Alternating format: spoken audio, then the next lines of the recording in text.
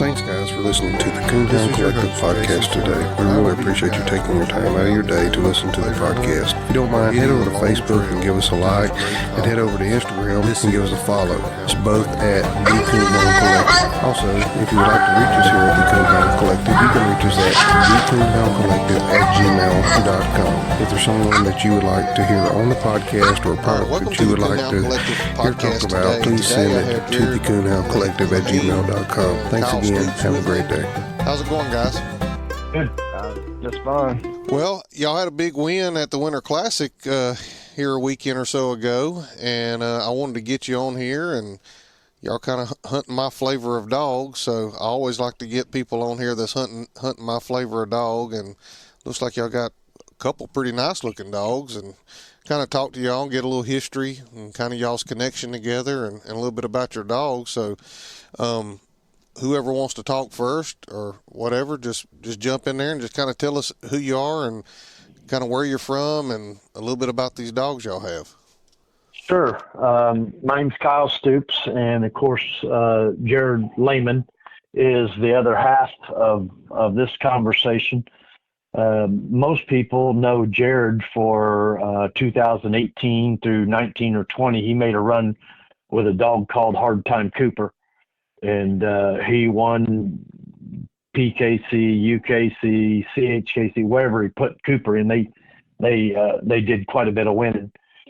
And I had seen Jared around a lot. I'm originally from the Illinois area, and Jared was from the Flat Rock area at that time, and he had made a pretty big run with Cooper. Had a little help whenever he's working, but long story short, it was a Seth-ish bred dog, a Red Ruby Hardtime dog, and those dogs have come from a long line of winners. And Jared had gotten married and was settling down a little bit and had sold Cooper to Seth, and I seen that and kind of piqued my interest, and Seth had sold him to, I believe, to a guy down in Texas, and I had kind of run him down, and I had run numbers. So like a lot of guys that's been doing this for a long time, you kind of have your own formula of what you think will produce or reproduce. And I had run the numbers on Cooper, and Cooper come out to me to be a reproducer by a formula that I had been given or had been shown a little bit how to do several years ago, and had brought back to my memory. And I got a chance to buy Cooper. I called that old boy in Texas, and I said, what can we do? And we talked about it. And I called Jared. I said, Jared, how would you like to have a Cooper reunion? He said, well, I'd like that. And I said, well, good, because I just bought him. He'll be picked up in a couple of days, and I gave the hauler your address. And so it was almost about like that. And from there, we started trying to put some English dogs on the ground that we thought would improve the breed. And through that come a young dog called Lola. And there's a couple things that Lola and Cooper have in common that struck Jared's interest. And I'm going to ask him to take over here for a little bit and talk about Cooper from the beginning into Lola and how he ended up at the Winter Classic. Yeah, that'd be perfect. Go ahead, Jared. All right, I'm Jared Lehman, and I've been coon hunting for about, maybe been 12 years, but I've really just been hunting a lot the last 10 years. Competition hunting has not been that long, 6, 7 years or so. I actually used to be Amish years ago, and my first coon dog I got back when I was still Amish. I'd go coon hunting, horse and buggy, but that was quite the experience. Anyway. Yeah, hold on. We can't brush over that. We got to have a little bit more of that. So you was coon hunting out of a horse and buggy. Let's talk about that. For a minute. So I'll give you a little bit of a story of one time what happened. I was coon hunting out of a horse and buggy. I had a high wheeled cart. I made a wooden dog box to sit in the back of it, and I go out coon hunting. Well, it was a cold night. It probably wasn't quite as cold as it was pretty cold. And I had at that time. Well, the creek was 3 feet deep, dog, right? And I get to her, and it didn't matter. The point of the story was on the back, started walking across it, right? And this dog is walking behind me, and she slipped and jerked me off the log down the creek. Yeah, we both went swimming in that cold water. And so I get back to the horse and buggy, right? And I got about a 3-mile ride home in the open cart, freezing temperatures. I was frozen stiff by the time I got home. Now, okay, you're using a horse and a buggy and a dog box that you built. What kind of light are you using? Hunting light? Yeah, just regular cap light, or? I think I had just regular cap light. It would have been an older one. Okay. It may have been just one of them, a headband, like a headlight kind of deal. Yeah. A spotlight for handheld, I'm guessing, probably what it was. Well, that was probably a little bit on the cool side buggy ride back to the house. Oh, it was freezing. Yeah, for sure. Well, I didn't mean to derail your story there. I didn't know this till recently. My dad shoes horses, and I'd always go with him shoeing horses, and he'd shoe horses for several people that coon hunted. Well, those are my favorites, right? 'Cause I go out back and look at the coonhounds. And one of his customers told me recently that he tried to give me a coon hunting light way back then, and my dad wouldn't let him. I'm not sure why not, but I guess that was he didn't want me to get invested in this coon hunting thing. Yeah. Even to this day, whenever I go coon hunting, he's like, "How many did you shoot?" I'm like, "None." And he goes, "Well, what's the point of even going if you don't kill any?" Yeah, he doesn't really understand the whole coon hunting thing.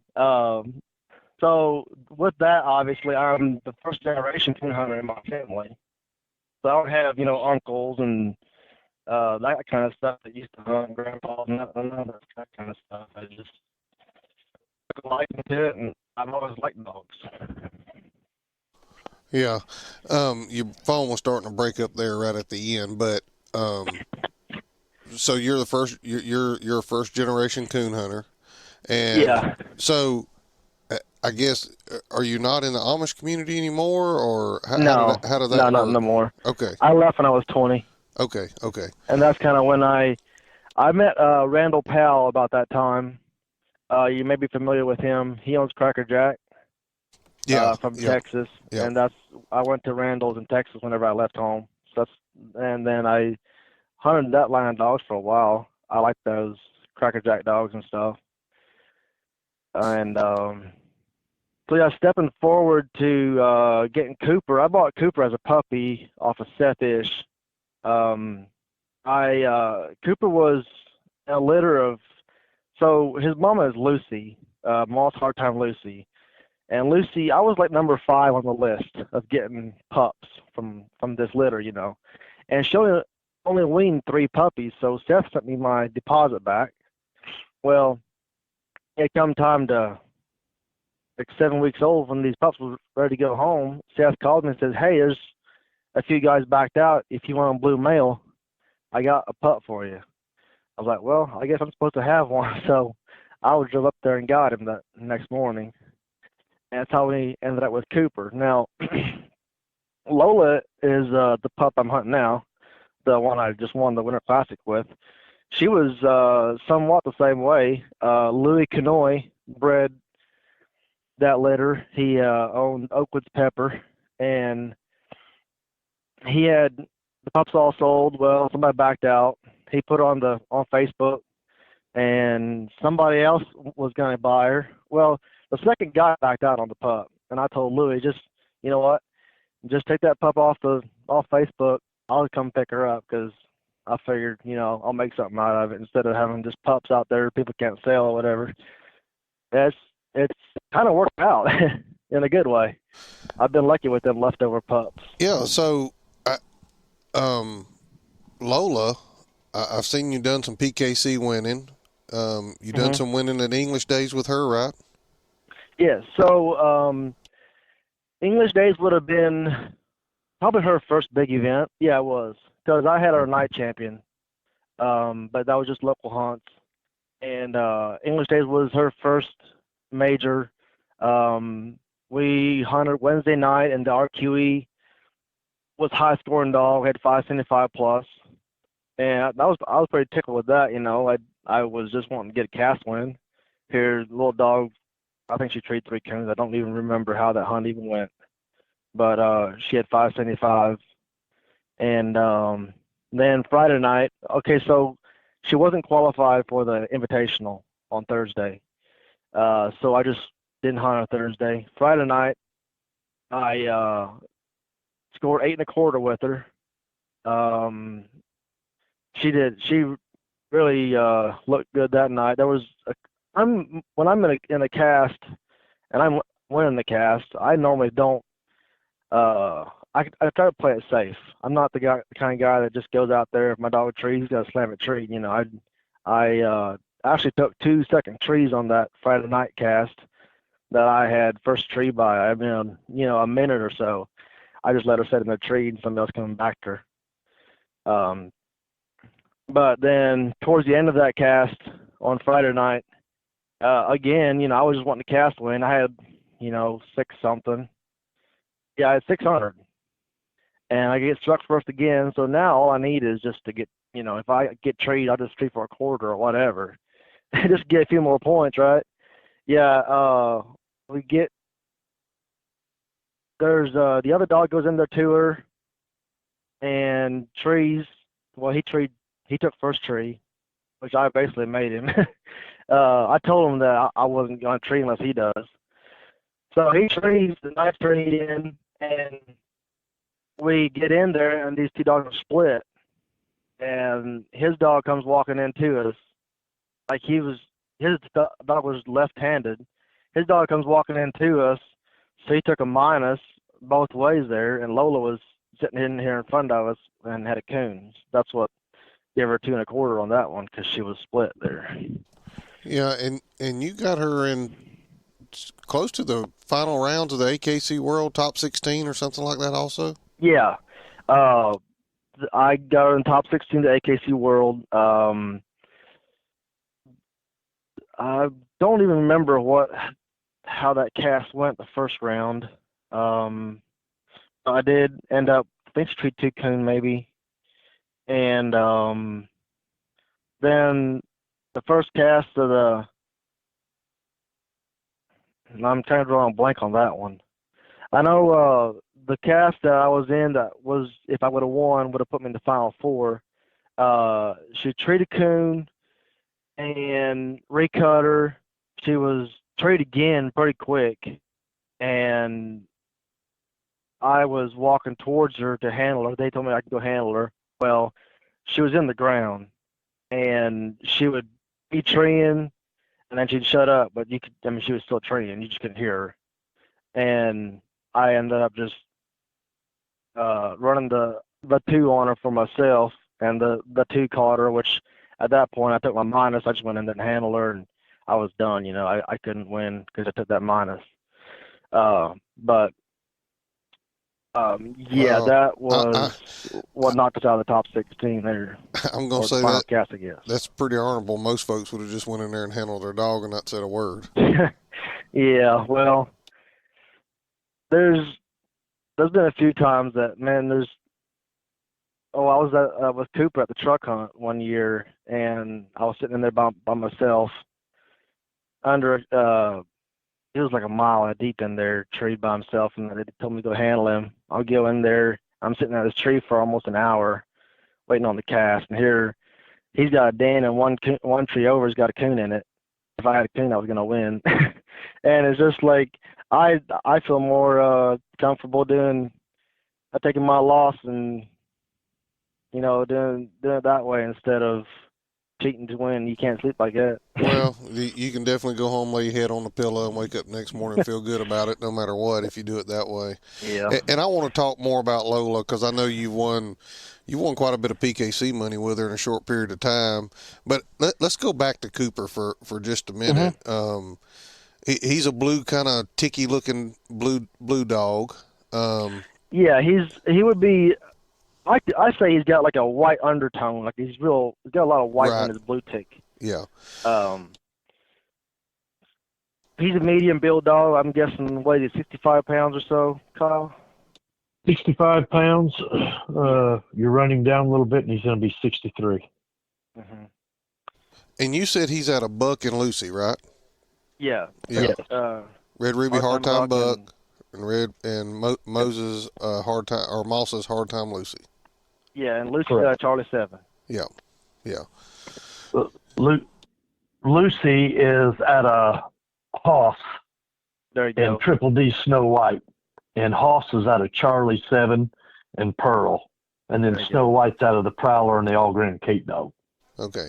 Yeah, my creeper dog is got Charlie 7 several times and Pearl 7 times in his third generation pedigree. Yep. Cooper has Charlie 7 twice in 3 generations. Yeah. Yeah, he's definitely bred the way I like one to be bred. Let's talk about him for a minute as far as some stuff that he's won, Jared. I know you said you was in the truck hunt with him. What other things? I know you play somewhere in the UKC world with him, maybe? Is that right? Yeah, so I'm going to step back a little bit. The first year that I was hunting Cooper as, well, he was probably 14 months old when I realized I had something. So his birthday is November the 3rd, and our season opens November the 8th. Whenever the first night of our kill season, I treed 4 singles with him, and I was over the moon. You know, this was him by himself, and I was like, wow, this dog maybe something good. You know, well, about January, he was still, consistently treeing coons, and that's when I met a buddy of mine, Dale Huff. He's from Michigan. A lot of people probably know him in the PKC world. He got a hold of me wanting to come down here and pleasure hunt the weekend before Super Stakes, and we did, and we kind of hit it off really good, you know. Anyway, Dale Huff was, I'm gonna say for that next year, dude, he was my mentor. I mean, any question I had about a dog, how to do this or that, why this dog is doing that, I just called Dale, and I'd text him all the time, any hour of the night, you know, or if I'd be in a cast and I get frustrated that I got beat by this or that. I mean, me and Cooper are both novices at this point, because I've won some hunts, but nothing big, and we're just going to these PKC hunts and whatever all, and just basically getting our feet wet together. And Dale would, really coach me through a lot of these things and show me why this handler did that and whatever all. I'd explain all these casts to him, and I think that was a big help to me to have somebody like that in my corner, where he just basically coached me through all that stuff. And I still to this day, I really appreciate that, and then we that first year, as Cooper is a 1-year-old, I got double cast wins with him at like Black and Tan Days, PKC Black and Tan Days. There was a few other breed hunts, I think, Redbone Days maybe, stuff like that. But I didn't really. He told me to wait to run him in PKC hunts and stuff to the 2-year-old, just to make so he's ready, so he's not gonna get bad habits and that kind of stuff. So March, after he turned 2, I won a truck ticket with him in March. We won like $800 and some dollars, and $35 hunts in March. And then my buddy Eric Emery from up by North Judson, Indiana, he got a hold of me. He was wanting, like, hey, send Cooper up here. We got Black and Tan Days and this and that. I'll hunt him for you and whatever all. Well, we worked out a deal, and he was actually top 3 dogs for March, April, and May. But since you win a truck ticket the first month, you don't get one the next month. And he had a really good, spring there, and he run a stick in his eye it was soon after I got him back from Eric. He run a stick in his eye, and that slowed him down pretty bad. Because we was fighting that with the infection in it and stuff, and I still kept hunting him. Just because at that point I was leading the state race, breed race, all that good stuff, and I didn't want to, miss out on maybe winning the state race. So we ended up, after the PKC year was over, we ended up winning the breed race by a long shot. We got beat in the Indiana State race by like $150 in the last week. We was at Super Stakes, and this other bitch was around here local doing $35 PKC hunts, and she beat us by like $150.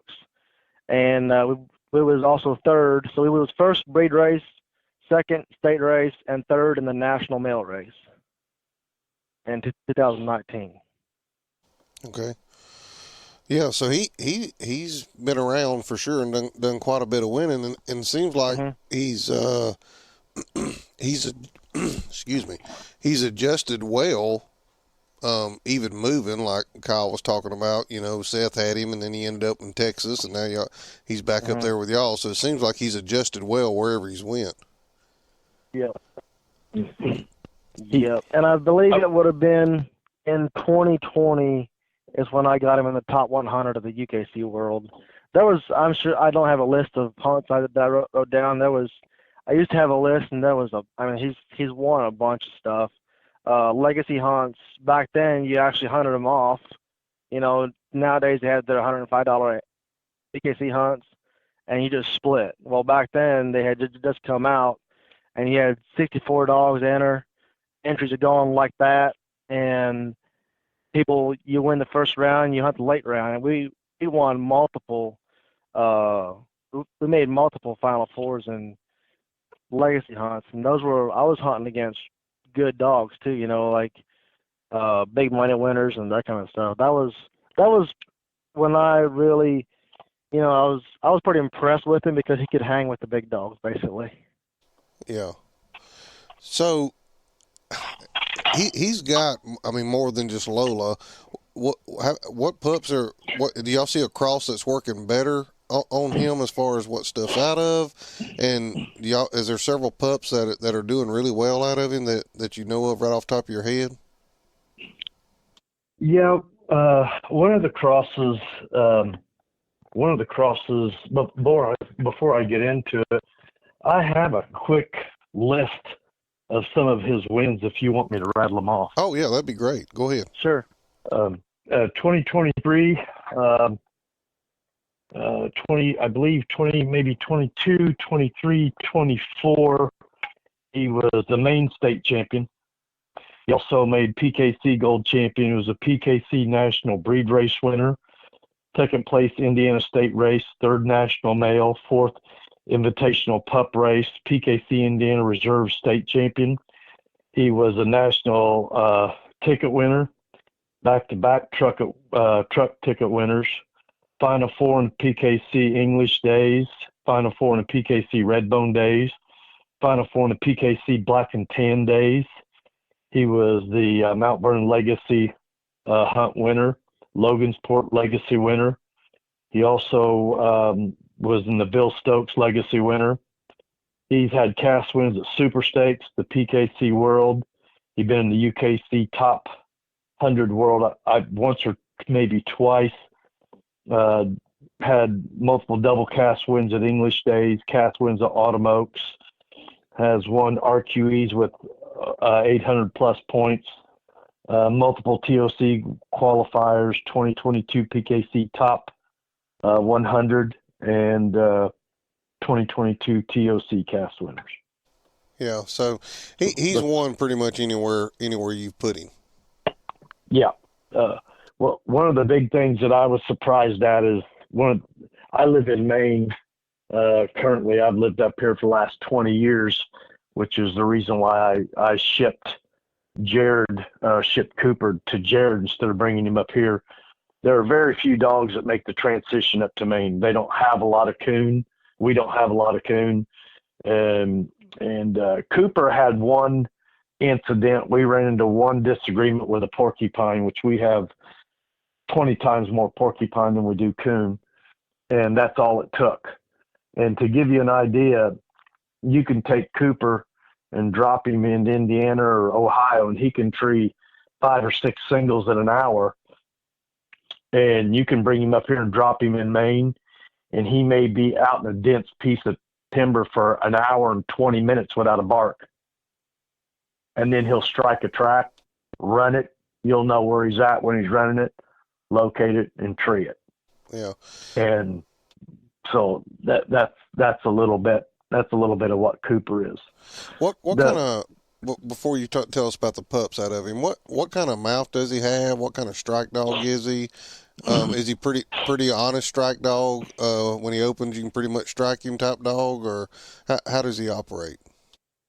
When he opens, you better strike him, because he is an honest strike dog.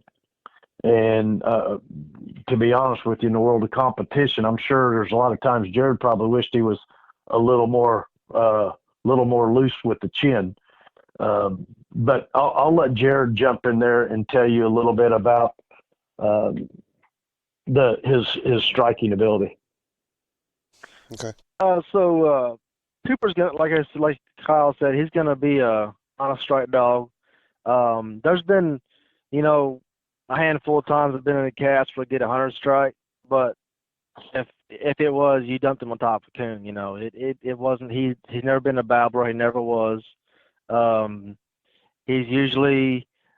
I've always said that Cooper is the most accurate whenever he goes out there and he's hunting. It don't matter if he's 150 yards or 700. If he hits that track, runs it, and he opens about perfect on a track. He's not mouthy, but you can tell he's moving it, and big ball mouth. And he's the most accurate when he runs a good track, and he'll give you 3 big old dying locates and roll that over into a good steady chop. He's not no 120 bark a minute dog. He's probably, 60, 80, 100 bark a minute. 74. 74. 74, pretty consistent. I was close. I said 60 to 80, right? Yep. And just a consistent, good tree dog, and that's about what what it's like for hunting him. Yeah. Well, the timings that we are in now, everybody says you got to have that 100 strike dog, and it helps. I'm not sitting here trying to deny it. It does help, but it really helps whenever they load up on the other end. If they got a raccoon in the tree, it don't really matter what strike it is, as long as they've got the meat at the end. Yes, I definitely agree with that. Yeah. That's where Cooper won a lot. He'd tree 2-3 coons in a cast, and I'd be struck for a quarter all night, but it really didn't matter because I knew he was going to have coon. And everybody else around here that I was drawing these hunts to, they knew Cooper was going to have coons. Yeah. Yep. Well, that definitely makes a difference for sure. Yeah. One of the things Jared told me when I brought Cooper up here was trusting, just trusting, and it sounds easy. It's easy to say, but it's a little bit harder to do. We were in the zones in Pennsylvania, drove 12 hours, dumped them loose. A dog that went in and I struck Cooper in for 75. A dog got treed. We're walking on this path in, and we walk in there's 5 or 6 or 7 of us. We're walking through this deer path, and right next to the deer path, Cooper comes up to the tree and sniffs it and just dives and locates, and just locates. And in my heart, I knew he was doing it right, but you have 6 guys walking past the tree. Some people actually touching the tree as they walk past it. And I'm not going to treat that dog on my life. But another guy I did not look in the tree at all. We walked 40 yards in, and looked at the circle slick, and he had been there the whole shine time. And no one said anything. Judge didn't say anything. Of course, I'm sure they was waiting for the shine time off to put the stationery on me. And a dog came in, a Walker dog, a lone pine dog, come in and made one bark, and he treated. He tapped me on the shoulder and said, "You messed up." And she beat me by 25 points. We each treed 5 coon that night, and she beat me by 25 points when it was over. So, out of the words of Jared Lehman, when Cooper trees, trust him. Yeah, yeah. So let's talk about pups and that's out of him, and what crosses that y'all see are doing the best. Well, the Lola cross that Jared's hunting now, we have a litter mate to her that is a male, big old tricolored male, got a mouth from now till next week. He is super flashy, big, very athletic. Man, he's probably 100+ bark a minute tree dog, and you can hear him for 2 miles. He's a litter mate to Lola, and we've started breeding him a little bit, but we're waiting to see what the pups are going to do before we start promoting him, if that makes sense. Yes, sir. Yes, sir. So we like what Lola's done. So that vapor with a little bit of mix of Briar Creek on the bottom side with Cooper, we found a simulance on that on a couple of breedings, and we like that. We like that a lot. It's really producing some good solid dogs. We are finding that when we look at females, a little bit of Briar Creek mixed in with this is not hurting anything at all. Now we also I did the same thing on another female that I liked that was out of Tough Blue Diesel, which goes back to Tank. And then on the bottom side, she goes back to Reagan's Hatchie River Style. And that's a female that we also own. And I think she is currently number 5 on the reproducers list.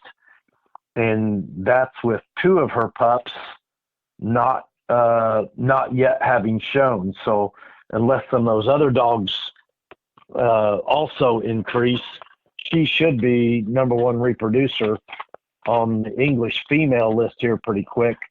And I think Cooper's got 4, if I'm not mistaken, dogs that are titled that aren't yet on his list. So, we like that. We like that vapor stuff on the bottom, or that similar type of breeding. I find that a leg of Briar Creek on the bottom of that just doesn't hurt anything. Them dogs are really turning the crank. Yeah. Well, whenever I feel like mine's ready, I may give y'all a talk, because mine's bred just about identical to what you're describing. Vapor and Briar Creek on the bottom. But oh wow, Jared, I want to talk again about Lola. That's what we want to talk about was Winter Classic. But first off, I guess she's following in her dad's footsteps. She's, I think, sitting number 8 on the English breed race right now for this year in PKC. I know you've won some PKC money with her. So let's talk about Lola, her mouth, kind of what she sounds like, and a little bit about some of the winning she's done, and kind of getting ready up to the Winter Classic. Mm-hmm. So I'm typically a big mouth guy. I like a good mouth on a dog. I say it costs the same amount to feed one that's good to listen to as one that you hate listening to, But Lola does not have my typical good mouth that I like to listen to. She is a little more high pitched, but man, you can hear her for a long ways. And so something about it, she packs a lot of volume with with that high pitch. She is super fast.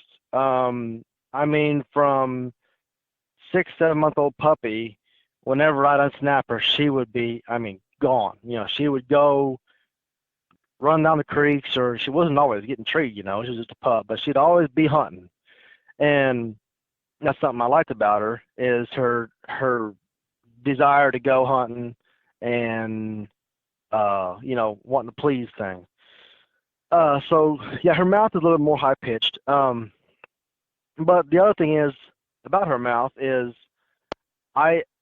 almost every cast that I'm in, there's a lot of people comment about it and say, man, they really like that mouth. You can hear it, you know.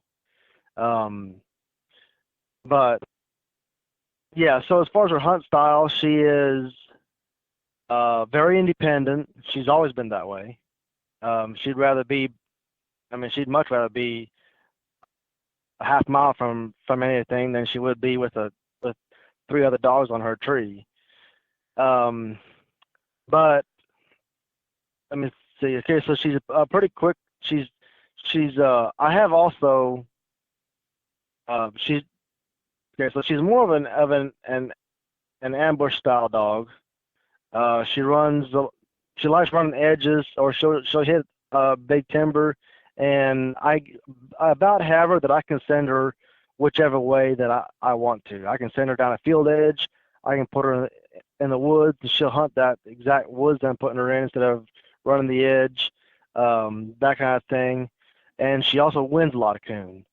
I've seen her when I'm hunting her, cut her down this field edge, and she'll be flying, 1,000 mile an hour, and she'll stop and run back 40, 50 feet, put her head in the air, and run in the woods 100 yards and strike a track and run it and tree a coon. And I've also she's more typically, she'll be just slamming trees, like an ambush style. She won't even track bark.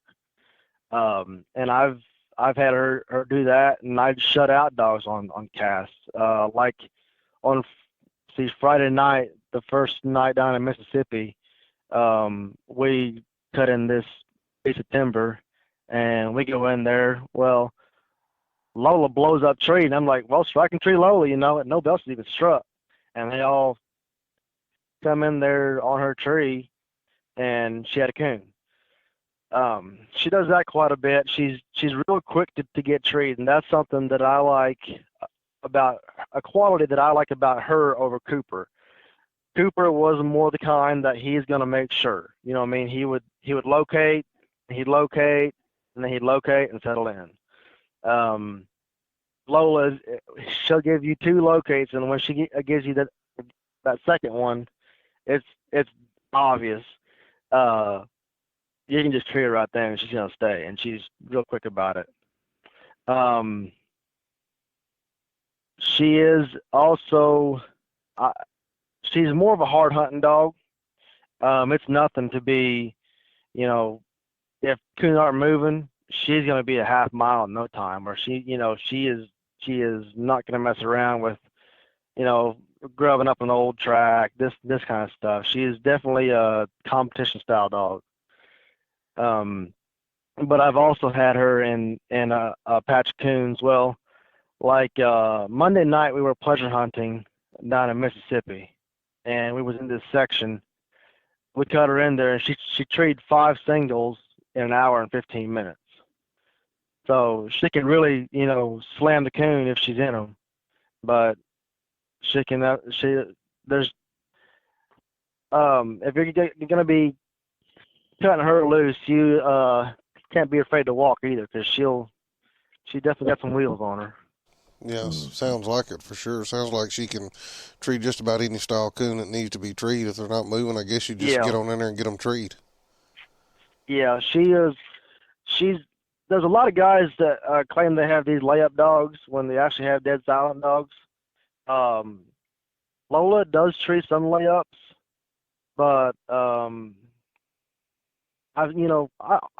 seen her treat a handful, but I wouldn't say she's a layup artist or anything, but she she can treat about any kind of coon. So leading up to the Winter Classic, I never really had a good kill season on her until this season, and she treated me, I think, 74 coon from November to end of, so in 2 months she treated me 74 coons. There in November, December, and that was probably that was the first good kill season I've had on her, and I think that's really made her into I guess coon dog. She's definitely more mature from that, and I feel like it's made a difference on her. You said something about PKC hunts. So I haven't run a whole lot in PKC hunts with her. I won one pro classic with her here local. It was like, $200 pro classic. And then the first month of the PKC season, which was that November? October. I took her to some hunts, and I think I've got like $470 won on it, but that was just that first month. I really haven't hit nothing else. Basically my goal for her is to keep her in top 16 for the state race, so I can hunt the state hunt next year. Indiana state hunt pays out pretty good. I think first place pays a little over $3,000. All right, so you're gonna try to keep her in the top 16 of the state race there, so you can hunt in it. And so, was you feeling pretty good about going to Mississippi this year with her? I take it then. Yes, I was. So I said that she treated me 74 coon in November, December, and January 2nd she come in heat, and I was like, all right, great. She'll be coming in heat now. It sucks because of kill season, but I was glad the heat cycle was going to be over for Mississippi. Well, she had a really long heat cycle, and I didn't even hunt her. So we went down to Mississippi on Sunday. We left Sunday, and I hadn't even hunted this dog for almost a month. It was like Wednesday of that week prior to leaving on Sunday that I first started hunting her. So I hunted her, 3 nights there, and then we put her hunted 2 nights in Mississippi. But the little dog was cranking, and she really hadn't skipped a beat from where we left off from kill season. So what, on Friday night, do you remember what your score was for Friday night? 450. 450. Okay. Yeah.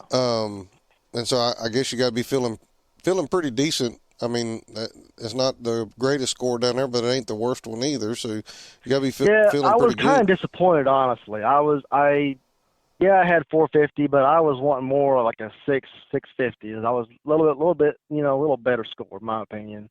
Yeah. We had, like I said, Lola's more of an ambush style dog, so that helps her with having coons. She's really, really accurate.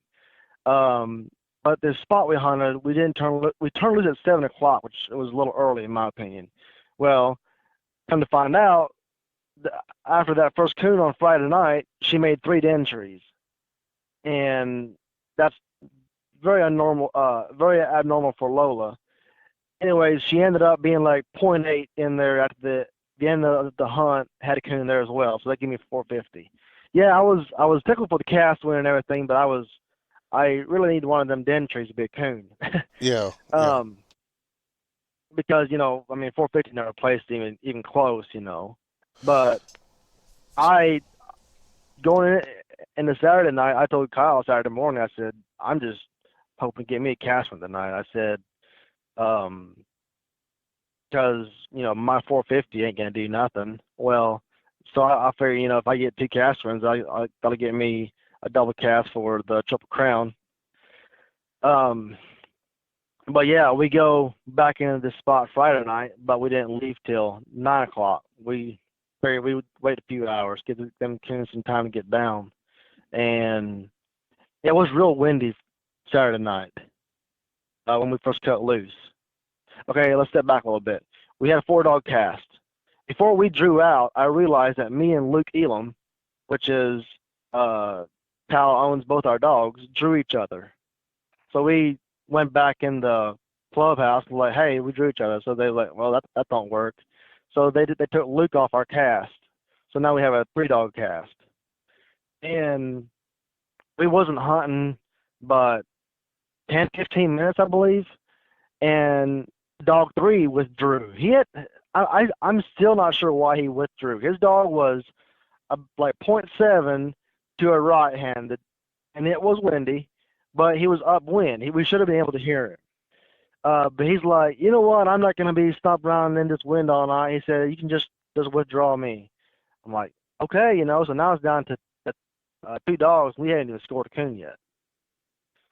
And so yeah, that puts it down to a 2-dog cast, and Lola is pretty deep in there, and the other dog is as well, but we're struck, so we walk that way to see if we can keep up with him, right? Lola's treed, has a coon, recut, the other dog is treed, and we get almost to him, stop, we put the 2 on him, and he had left his tree. So we put the 6 on him, and he got minus on the strike as well. Well, now Lola's treed again back the other way. So I go to her. She has a coon, and recut again. I tried to cut her back in this big section of woods that we had been hunting because she kind of blew through it, I thought. Well, she goes about 60 yards, hooks to left, and blew out again. She goes like 0.9 in there, and the other dog is that way too. So we're just walking towards them.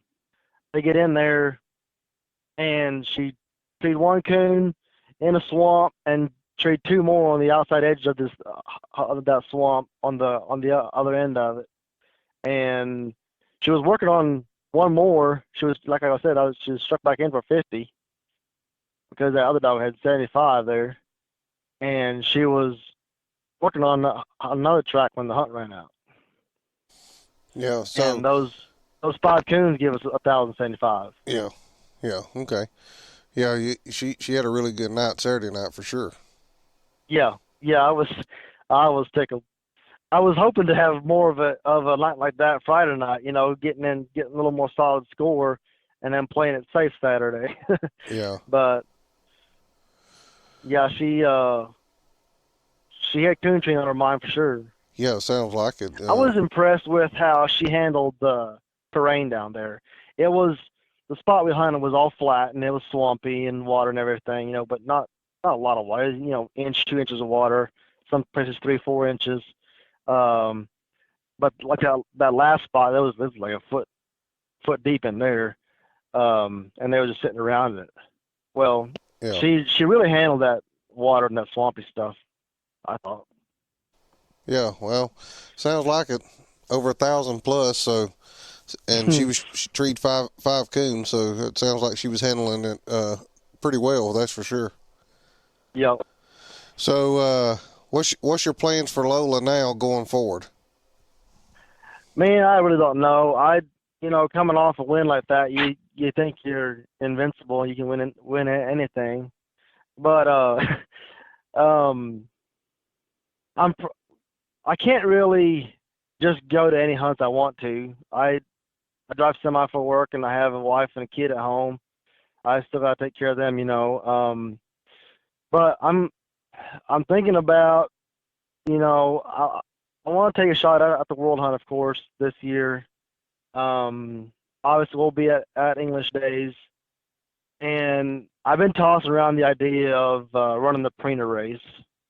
I'm not sold on it yet, but we'll see. I don't really have a set goal that we're going to do this or we're going to do that. Basically, just feel it out, see where it goes. Yeah. And I obviously want to breed her in the future. I've had a lot of guys after me. I mean, already, a year ago when we won English Days, hey, when are you going to breed her? Well, I kind of had a lot of fun with her.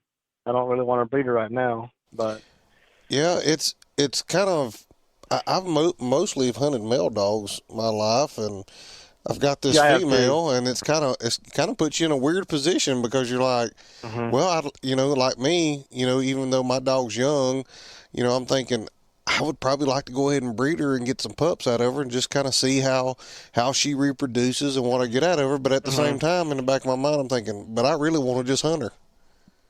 Yep. Yeah, I tell you what, there's Lola's just 3.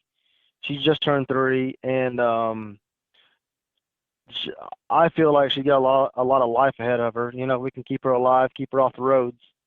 I feel like she can make a big impact yet in the competition world.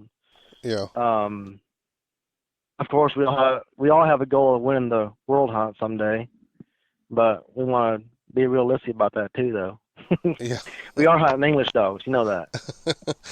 Yeah, but Somebody's I think got to win it. that's it. I think we've got just as good a chance of anybody else to win it. We've got to take them to town. That's what I keep telling everybody. I just got to get off my butt and take mine to town. This little female I got, like I said, Brett Stevens took her down there and handled her, and he done an outstanding job with her.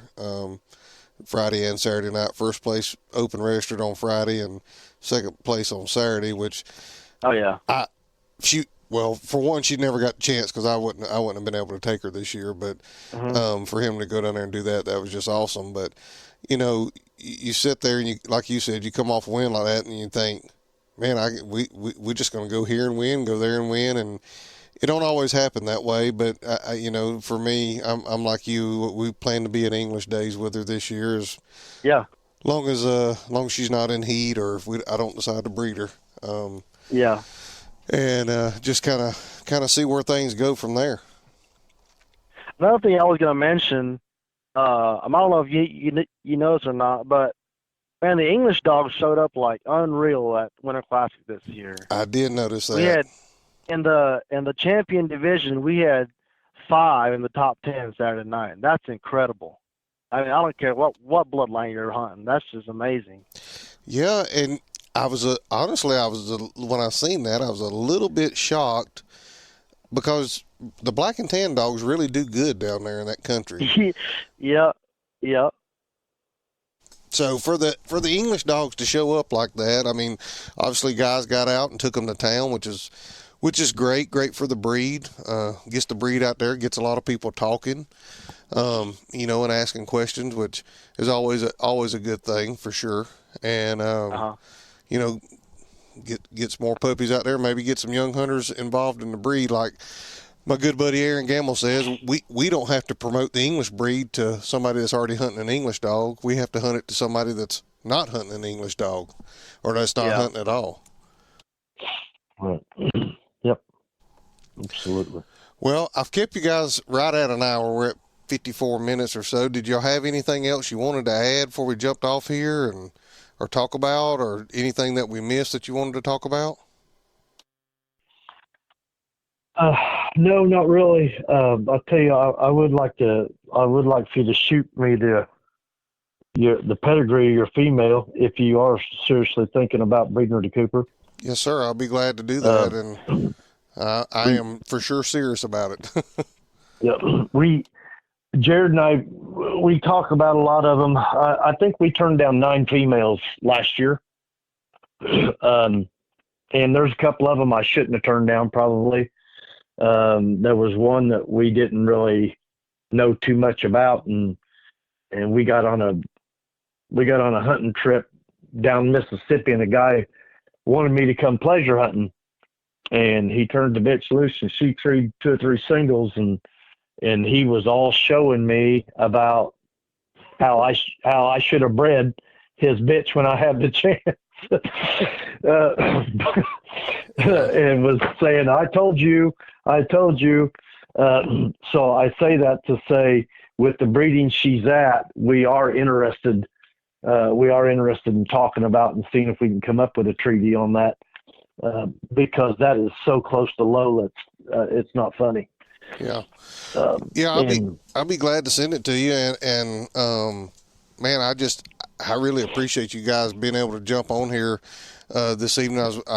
talked to Brett, and I told him, I said, I'm going to try to get a hold of them boys and see if I can get them on the podcast, and let's talk about these dogs.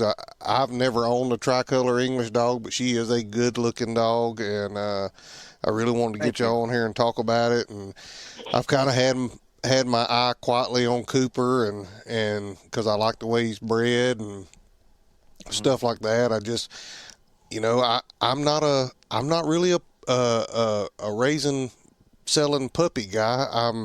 If I do it because I like the dog that I'm hunting, and there's something about the male dog that I like, and I'm doing it for puppies for myself, not necessarily to sell to the public, or more to put them in the right hands or partner with some guys on them or whatever. Yeah, that's kind of our goal with Cooper as well. We're not out there to produce 1,000 pups.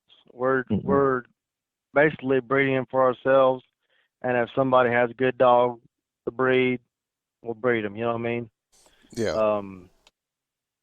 What we're after is, I'm sure there's plenty of PR dogs that have produced decent dogs, but we like to know that these owners put their dogs in hunts, basically. Yeah. Well, I understand that for sure, and like I said, if I don't want to keep y'all no longer than I need to. I know it's y'all on Eastern time, and it's getting a little later over there, but I had some time today because it's like blizzard conditions outside in southwest Missouri today. The wind's blowing, and it's just as white as a sheet cake out there. So, I believe it's coming my way. Yeah, I think it is. But I figured today'd be a good day if I could get y'all lined up to get y'all on here and talk about it. And I really appreciate it. If y'all don't have anything else to add, we'll shut her down right here. And I appreciate y'all being on here. Thank you very much. Thanks for having us. Yes, sir. Y'all have a good evening, and I will talk at y'all later. Sounds good. Bye-bye.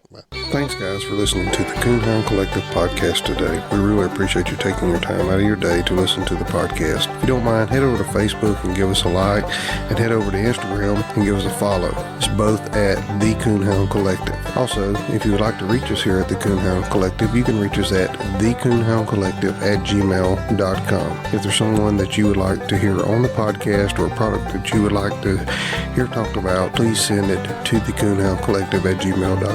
Thanks again. Have a great day.